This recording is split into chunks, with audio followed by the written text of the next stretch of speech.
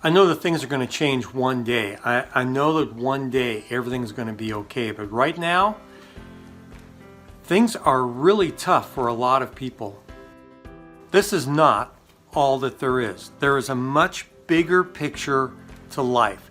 Life is not just a series of days connected together or events connected together that have no meaning, no purpose. This is not all that there is. There is a much bigger purpose to life, and we all need things to put our energy toward. We need hope.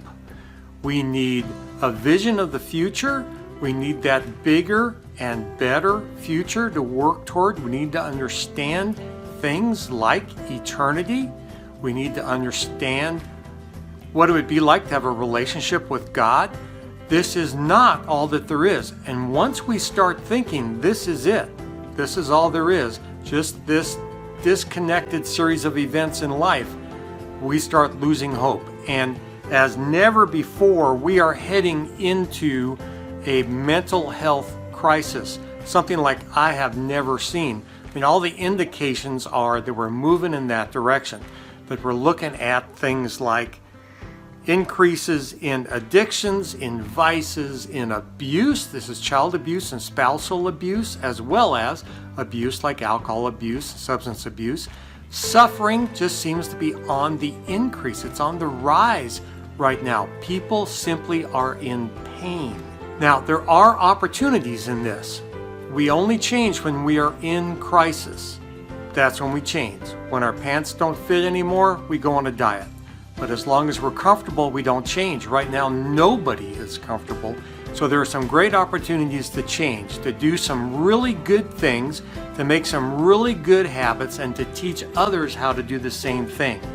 So on this video, we're going to talk about the DAD scale, the difference above dead scale.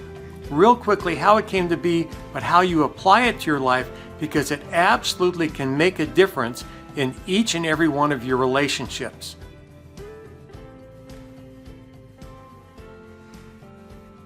Once upon a time, a young lady walked into my office. I had known her since she was very young, and she was dating a guy who was a legitimate war hero guy. And she really, really loved this guy, but he had a problem. He was very jealous, and he had a temper. So she walked in one day, and now I'd known her since she was really young, so now she's like 30. She walks in one day and she says, I don't know what to do. I'm not sure whether to move forward in this relationship or call it off, or I just don't even know how to think about this. So I asked her, I said, when you're not around him, what's it like? And I walked over to my whiteboard behind me over there, and I just made a line with a 0 in the middle of the line. I put a plus 100 on one side and a minus 100 on the other side, and it's still up there. And I asked her the question. I said, when you're not with him, let's call that a 0. He has 0 input in your life at that moment because he's not there. So when he's not with you, let's call it a 0. And when you are with him, what value would you give that? Would you say it's a plus 20, a plus 50, a minus 10, a minus 2? I mean, what value would you give that? And she says to me, when I'm with him, it's a minus 75. Well, that was surprising to me, as it might have been to you, for her to say something like that, minus 75. So yeah, I said to her, so your life could be 75 fantasy points better by doing what? And she said, just wait right here.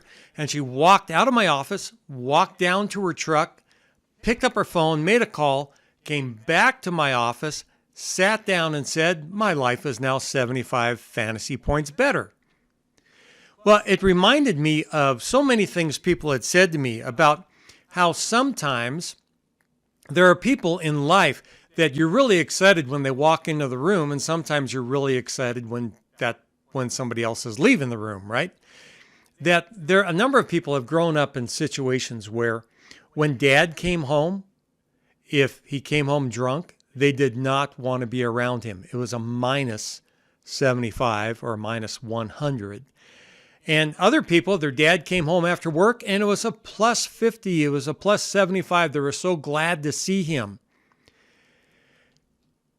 So I wondered where I would be on that scale. Susie and I have been married for 38 years. I wondered what kind of a difference I was making in her life. And Grant's still at home. He's getting ready to go off to college. I wondered what kind of a difference I was making in his life.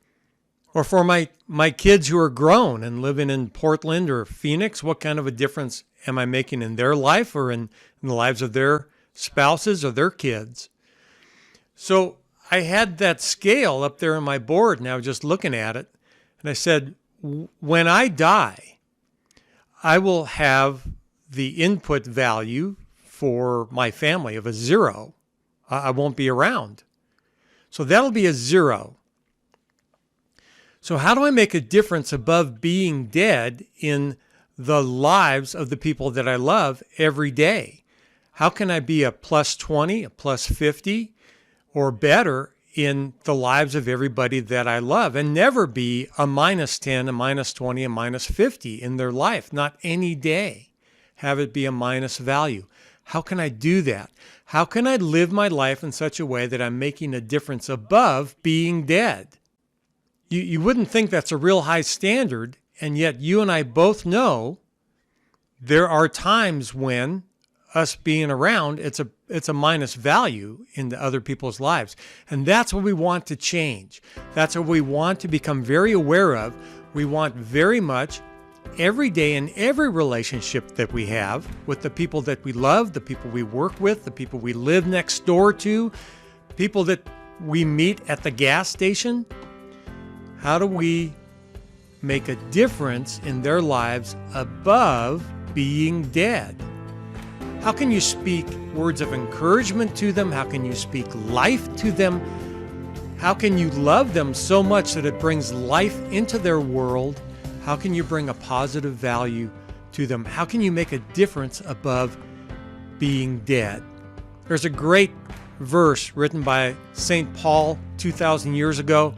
He says, "Don't let any unwholesome talk come out of your mouth, but only what's helpful for building other people up according to what it is that they need, so it can benefit the listener." Not only is it important that we get these kinds of principles down and really apply them to our lives every day, but also then to teach other people. How do you teach other people to make a difference in their life above being dead? How does your business make a difference in the world above being closed? How does the work that you do when you go to work make a difference in people's lives above having stayed home that day? How do we make a difference in people's lives above being dead? Well, I'm Dr. Doug Cowan. Thanks for joining me today